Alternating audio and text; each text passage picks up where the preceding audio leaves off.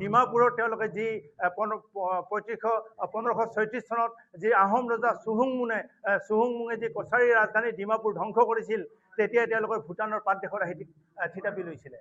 গতিকে এই কথাবিলাক তেওঁলোকে মনত পেলাওক যে কোন আহোম ৰজাই তেওঁলোকৰ কছাৰী ৰাজ্য আক্ৰমণ কৰিছিলে, তেওঁলোক কছাৰী বুলি কৈছিলে, হয় নে নহয়? আচলতে কছাৰী আমাৰ গোটেইখিনি মানুহে কছাৰী হয়। কছাৰীৰ লগত বড়োসকল লগ লাগি বড়ো কছাৰী, আমি যেনেকৈ কোচ ৰাজবংশী কওঁ, কোচ কছাৰী, হয় নে নহয়? তেওঁলোকে কছাৰীৰ পৰা এতিয়া বড়ো কছাৰী হৈছে তেওঁলোকে। গতিকে এই কথাখিনি তেওঁলোকে মনত কৰক। 1536 চনত মই পুনৰ কৈছোঁ, চুহুংমুঙে যেতিয়া কছাৰী ৰাজধানী যেতিয়া ডিমাপুৰ ধ্বংস কৰিছিল, তেতিয়া এই বড়োসকলে আমাৰ এই ভূটানৰ প্ৰান্তদেশত গৈ তাত আশ্ৰয় লৈছিলে। আৰু 1840 চনত যেতিয়া ভুটীয়াসকলক খেদিলে, তাত তেতিয়া পমুৱা হিচাপে এই বড়োসকলে আছিলে। আৰু তাত থাকি তেওঁলোকে আমাৰ থলুৱা যিখিনি কছাৰী আছিলে, তেওঁলোকৰ লগত লগ লাগি তেওঁলোকে বড়ো কছাৰী বুলি এটা মডাৰ্ণ এটা সৃষ্টি কৰিলে, যিটো আজিৰ বড়ো কছাৰী। গতিকে তেওঁলোক ইয়াৰ মানুহ হয় নে নহয় সেয়া আপোনালোকে নিশ্চয় বুজিব। সেয়া নিশ্চয় তেওঁলোকে আপোনালোকৰ যোগেৰে আমি এইখিনি কথাই ক'ব বিচাৰিছোঁ, তেওঁলোকে এবাৰ নিজকে সহিয়াই চাওক, তেওঁলোকে এবাৰ তেওঁলোকে বিশ্লেষণ কৰক। নিজকে বিশ্লেষণ কৰিলে পাব। আৰু এটা আটাইতকৈ ডাঙৰ কথা হ'ল, মই সেই কথাটো এতিয়াও ক'ব খোজা নাই, ভাতৃঘাতী এটা সংঘৰ্ষ তেওঁলোকে বিচাৰিছে, যিটো ভাতৃঘাতী সংঘৰ্ষ আমি এৰাই চলিব খুজিছোঁ। আমাৰ চকুটো উলিয়াব খুজিছে টংকৰেশ্বৰ ভাই, আমি কৈছোঁ ভাই চকুটো উলিয়াই দিয়া, পাৰিলে এটা নহয় দুটাই উলিয়াই দিয়া, তেতিয়া আৰু আপোনালোকৰ অত্যাচাৰ আমি সহ্য কৰি দেখাটো নাপাম। গতিকে আমি কৈছোঁ আমাৰ দুটাই চকু উলিয়াই দিয়ক, আমি ভাতৃঘাতী সংঘৰ্ষত যোৱা নাই। আমি বিচাৰিছোঁ যে সমাগত নিৰ্বাচন আহিছে, আপোনালোকে দেখিছে সিদিনা আদিত্য খাকলাৰী ডাঙৰীয়াই ইমান বিৰোধিতা কৰি আছে, আমাৰ মুখ্যমন্ত্ৰী ডাঙৰীয়াই ইমান তোষামত কৰিলে, তাৰ পৰা এটা কথা আমি স্পষ্ট বুজি পাইছোঁ যে আদিত্য খাকলাৰী ডাঙৰীয়া নিশ্চয় কাৰোবাৰ এজেণ্ট। আমি আগত মনত ভাবিছিলোঁ, আমি প্ৰমাণ পোৱা নাছিলোঁ, কিন্তু পৰহিৰ আগদিনা তেওঁ যিটো আমাৰ অসমৰ মাননীয় মুখ্যমন্ত্ৰীক যি ধৰণে তোষামত কৰিলে, তাৰ পৰা আমি বুজি পালোঁ যে হয়, তেওঁ আচলতে কাৰোবাৰ এজেণ্ট হৈয়ে কাম কৰি আছে। গতিকে তেওঁ নিজৰ সেই কাৰোবাৰ এজেণ্ট হোৱা কামটো তেওঁলোকে বাদ দিয়ক। তেওঁলোকে আমাৰ সেই ইতিহাসবিদ গিৰিয়াচনৰ কথাটো ভাবক। তেওঁলোকে আমাৰ এটকিনছনে যি লিখিছিল যে তিব্বতৰ যি বটপা আৰু তাৰ ভাষাটো যিটো বড়ো স্কাৰ্ট আছিলে, সেই কথা তেওঁলোকে চিন্তা কৰক। তেওঁলোকে ভাবক, এটকিনছনে যিটো কথা কৈছিল তিব্বতৰ মাজভাগত বড়ো দেশত থকা বাসিন্দাসকলে বৰপা বুলি কোৱা হৈছিল, সেই কথাটো তেখেতসকলে এবাৰ ভাবক।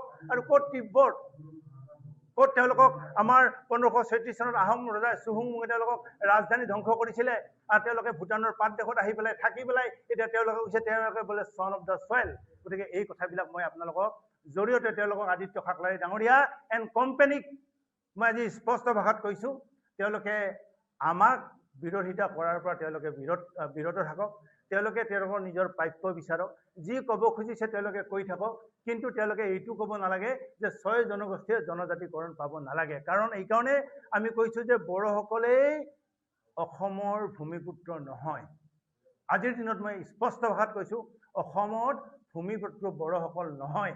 আৰু যদি তাৰ প্ৰমাণ যদি লাগে, তেতিয়াহ'লে তেওঁলোক আহক। মই যিখিনি কথা ক'লোঁ, চুলচুলাই চুক্তিৰ কথাটো তেওঁলোকে চাওক। ইয়াণ্ডাবু সন্ধিৰ পিছতে আমাৰ 1840 চনত যেতিয়া ভুটীয়াসকলক যেতিয়া খেদি পঠিয়াইছিলে ইংৰাজসকলে, সেই কথাটো চাওক, তেতিয়াহ'লে গোটেইখিনি কথা তেওঁলোকে স্পষ্ট ভাষাত বুজিব। আৰু আদিত্য খাকলাৰী ডাঙৰীয়াৰ যি চকু, যি বন্ধ চকু, নিশ্চয় সেয়া মেল খাব। গতিকে মই আদিত্য খাকলাৰী ডাঙৰীয়াক অসমৰ যি আমাৰ শান্তি সম্প্ৰীতি, যি আমাৰ এতিয়া ভাতৃত্ববোধ, সেয়া যাতে আমাৰ ঠিক থাকে, অসমখন যি উন্নতিৰ জখলাত আগবঢ়াই লৈ গৈছে আমাৰ মাননীয় মুখ্যমন্ত্ৰী ডাঙৰীয়াই, গতিকে সেই উন্নতিৰ খোজত তেওঁ যাতে খোজ মিলাই 6 জনগোষ্ঠীৰ জনজাতিকৰণত তেওঁ যেন বিধি পখালি নিদিয়ে, গতিকে তাৰ আহ্বান ৰখাই মই ইয়াৰ দ্বাৰা তেওঁলোকক জনাব খুজিছোঁ, আচলতে বড়োসকল নহয়, কোচ ৰাজবংশীসকল হ'ল এই অসমৰ আদিম ভূমিপুত্ৰ। কাৰণ এই কোচ ৰাজবংশীসকলে অসমত একেবাৰে আহোমৰ এই ৰাজধানী শিৱসাগৰৰ পৰা যদি চাই, গোহাঁই কমল আলিৰ পৰা যদি চাই, গোটেইখিনি আমাৰ কামাখ্যা মন্দিৰৰ পৰা যদি চাই, গোটেইখিনি কামাখ্যা মন্দিৰ যি আমাৰ কালাপাহাৰে ভাঙিছিলে, সেই কামাখ্যা মন্দিৰ বান্ধিছিলে কোনে? আমাৰ চিলাৰায়ে। গতিকে এই কথাবিলাক নিশ্চয় তেওঁলোকে এবাৰ পঢ়িয়াই চাব। অসমত ভাল কাম কোনে কৰিছিলে? আজি অসমৰ গুৰুজনা, অসম বুলিলে শংকৰদেৱ, গতিকে সেই শংকৰদেৱক কোনে থাপিলে অসমত, এই কথাবিলাক নিশ্চয় চিন্তা কৰিব।